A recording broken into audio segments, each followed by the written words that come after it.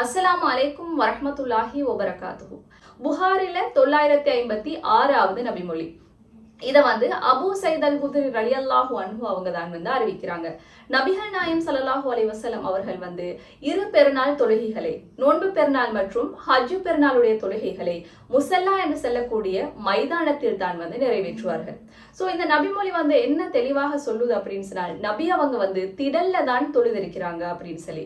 So இந்த திடல் தொழுகையை பொறுத்த வரையில நபி அவர்கள் அனைவரையுமே வர சொல்லியிருக்கிறாங்க. ஆண்கள் பெண்கள் அப்படின்னு சொல்லி இல்லாம குறிப்பாக மாதவிடாயுடைய பெண்கள் கூட வரலாம் அப்படிங்கறத நபி அவங்க சொல்லியிருக்கிறாங்க.